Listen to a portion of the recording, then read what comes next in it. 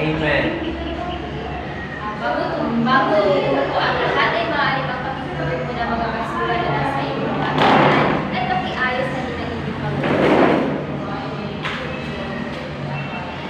Magandang umaga, class! Magandang umaga. Kumusta ang inyong umaga? Okay lang po, ma'am. Nakapag-umagahan ba ang lahat? Opo, ma'am. Nakapag-umagahan Okay, naman nang sa po. ganun, mayroon kayong enerhiya sa ating magiging pangkatang gawain ngayong umaga. Naniniwala ba kayo, class, na ang silid-paaralan lang siyang ating pangalawang tahanan? Opo, ma'am. Okay, mabuti. At dahil ang paaralan ang siyang ating pangalawang tahanan, kaya kagaya ng bilang ating tahanan, ay mayroon tayong mga kasubuan na dapat sundin. Joey, maaari pa bang magbigay? Tumayo na itaas ang kanang kamay kung nais sumagot. Okay, ano ba, Michelle? Maupo ng maayos. Okay, at ang panghuli, Maria Elizabeth, maaari ka bang magbigay?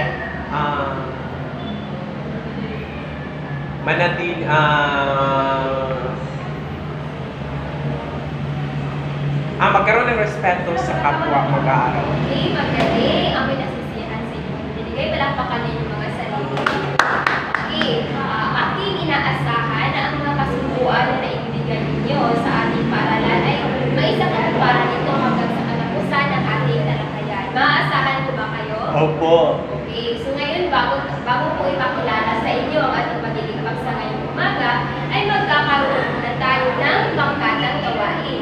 Mula kay Michelle hanggang kay Lara ang siyang unang pangkat, at mula naman kay Joey hanggang kay Ara ang siyang pangalawang pangkat. Naiintindihan ba? Opo. Okay, mayroon akong ipapakita sa inyo ng mga pangungusap, at ang gagawin mo lamang ay inyong isusulat na kung ito ay informal, at kung formal naman ay isusulat nyo ang letrang P. Naiintindihan ba? Okay, Opo. ngayon ay magsisimula na. At ngayon natapos na ang ating pangkatang gawain, at ang pangkatang gawain na iyon ay may kaugnayan sa ating natutong paksa. Kaya ano ang napapansin nyo sa ating nagiging pangkatang gawain kanina? Anong mga wika ang ginagamit? Okay, Jeffrey? Sa tingin ko po, ma'am, ito ay formal at informal na wika. Okay, maraming salamat. Yun ay formal at informal na wika. So ano kaya sa tingin mo, Michelle, ang informal at formal na wika? Yun ay yun ay isang uri ng wika. So ang magiging paksa natin ngayong umaga ay ang pakibasa. Pakibasa ng sabay-sabay. Antas ng wika. Okay, maraming salamat. So, ang magiging paksa natin ngayong umaga ay ang antas ng wika. Ngunit bago tayo magpapatuloy sa magiging talakayan, ay nais ko munang basahin niyo ang ating magiging layunin. Okay, pakibasa ng sabay-sabay. Layunin. Pagkatapos ng talakayan, ang mga mag-aaral ay inaasahang nalalaman kung ano ang mga informal na wika. Nababatid ang kahalagahan ng antas ng wika at nakakagawa ng pangungusap na ginagamitan ng iba't ibang antas ng wika. Okay, maraming salamat. Ngayon ay magpapatuloy tayo sa talakayan. So, ang ating paksa ay tungkol sa antas ng wika. At ang antas ng wika, ito ay sari-saring uri ng wika. Kaya mayroon tayong dalawang uri ng wika. Maaari niyo bang basahin? Jeffrey, ang dalawang uri ng wika. Informal at deformal. Informal na wika. Ang wikang informal ay ang kinahanglan ng mga salita na karaniwang ginagamit sa pang-araw-araw, mga wika kadalasan nating naririnig at ginagamit sa loob ng tahanan. Okay, maraming salamat. So, ang informal na wika, ito yung kadalasan ginagamit. Ginagamit natin sa ating mga kabarkada, sa ating tahanan, at sa kung saang lugar. Okay, so mayroon tayong mga uri ng informal na wika. Ito ay ang lalawiganin, balbal, at yan. Ang lalawiganin, ito yung mga salitang ginagamit sa isang particular na lugar. Ito ay may punto at accent. Halimbawa na lang ito ang wika ng Subanin sa Bisaya. Mayroon bang pagkakaiba? Jeffrey, anong pagkakaiba ng wikang Subanin at sa Bisaya? Ang wikang Subanin ay may parang NG, tapos sa Bisaya is mas nagagamit siya sa formal na na kaysa nag... Okay, may kaibahan sila sa punto at accent, di ba? Opo, ma. Okay, so yun ang tinatawag natin lalawikali wika. Halimbawa din sa Bisaya, ang langgam, ito yung lumilipad.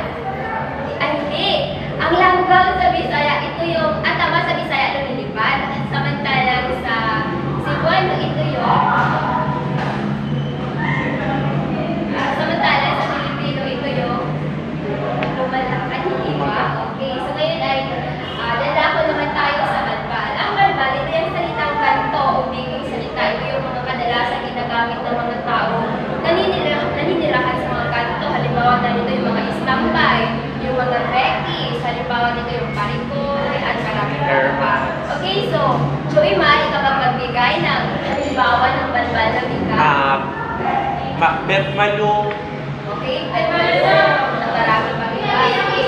So, ang kolokyan naman ng wika, ito yung salitang pinapaikli o binabaliktad. So, halimbawa na lang ito yung pinapaikli, kumusta, kumusta na naging musta.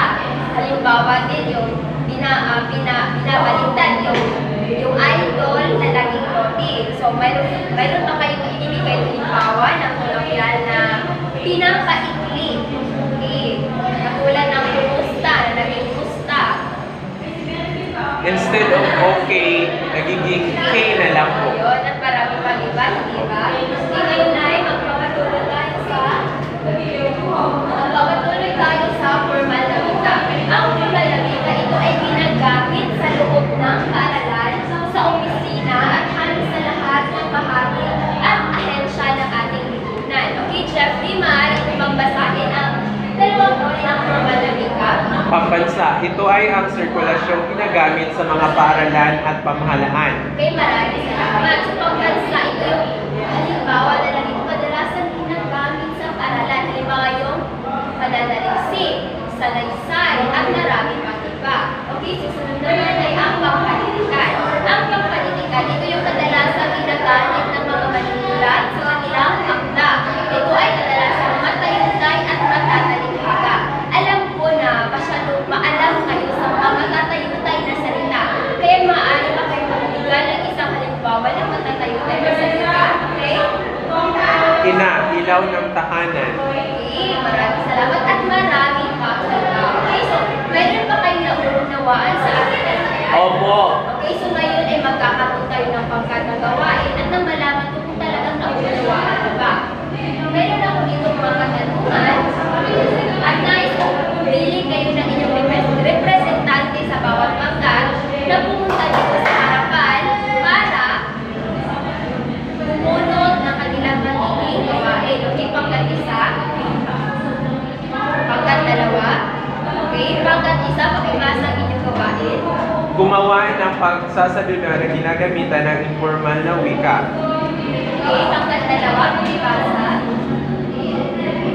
Gumawa ng kanta na gagamitin sa formal na wika. Pagkatapos itanghal ito sa harapan, kasama ang pangkat. Okay, maraming salamat. Ating magiging pangkat ang gawain ay nais ko na basahin niyo ang ating pamantayan sa pangkatang gawain. Okay, ibasa ng sabay-sabay. Okay, maraming salamat. Ngayon na natapos na basahin ang ating pamantayan, ay maaari na kayong magsimula.